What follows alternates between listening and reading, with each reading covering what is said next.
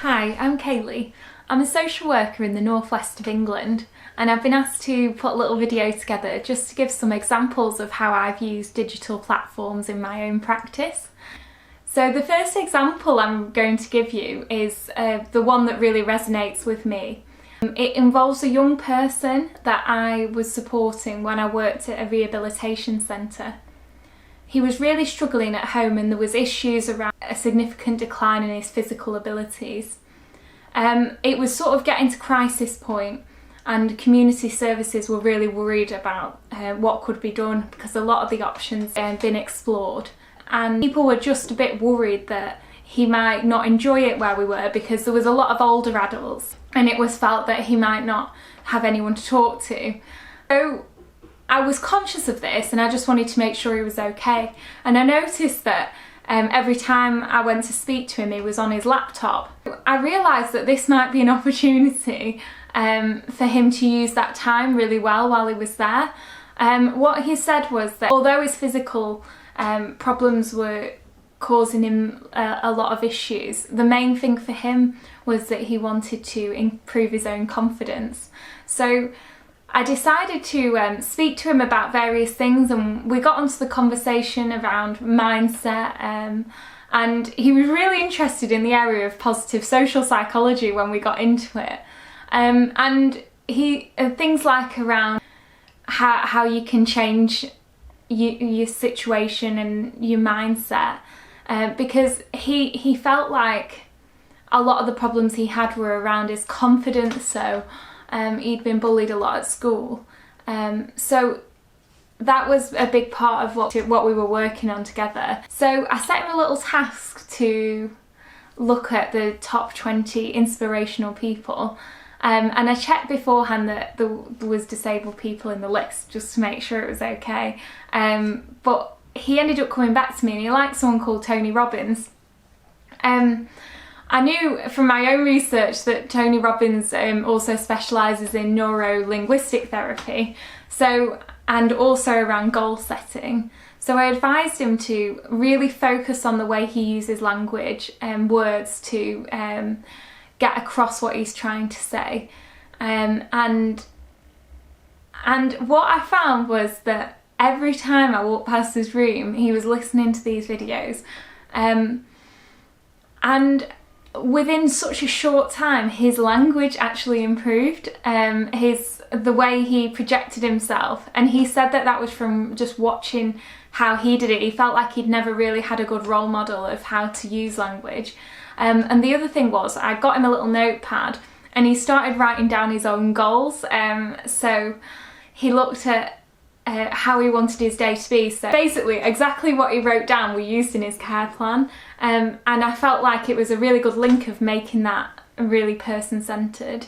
And then the other thing we did with his goals was I took him over to a group of some of the people in the centre, and he actually shared some of those goals with them, and people took a lot of interest in what he was hoping to achieve, and I could see his face was lighting up because he was really getting engaged with conversations and he felt a lot better about himself. And then in the end, he ended up getting him back enrolled in college, and then he started making friends in his area, and now he's living independently in his own place.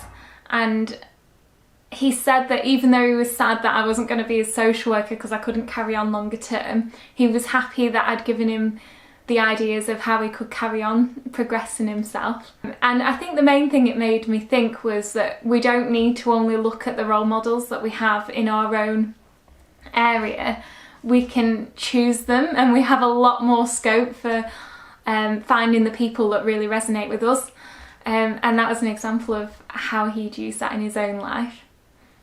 And I also wanted to add that I don't think it's just for younger people. There was an example of a lady that I was helping who's in her 90s, and she had very limited lung capacity and she was finding it very hard to communicate. So she ended up saying that she was feeling very socially isolated because a lot of the time she was the main one with her friends that had started the conversations, but she just couldn't do it anymore. And she said that it was making her withdraw, and all she wanted was someone just to talk to her. just so she could sit back and listen, so she was getting that social contact but without the pressure. I noticed that she was always on her iPad. She always had it on the side of her when I went round to see her. So I got the wellbeing worker involved, and she ended up getting free podcasts set up on her iPad. So then we were able to find things in line with her interests, like fashion and people that are upbeat and chatty. Got that set up, and now she said that that's really helped her because she feels she's regained a sense of identity.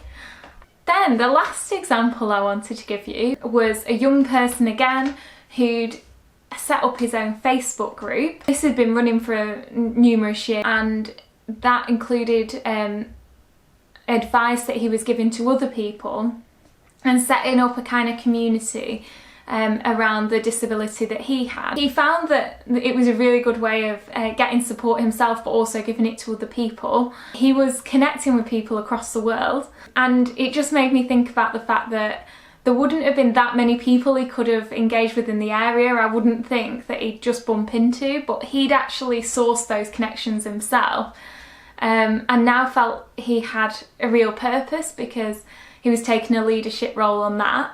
And he'd actually won awards for the work that he was doing. So that was a good example. I think the only thing that situation made me think of was that there was an ethical dilemma really, because he asked for me to follow the group, but I realised that would have meant that they'd have had my private account details, and I just felt like that would have crossed a boundary. So that made me think that explaining and being honest to him enabled him to realise that wouldn't have been something I could have done. But it helped me that I knew that he'd have had that information and had a bit of literacy around that I was able to manage that situation.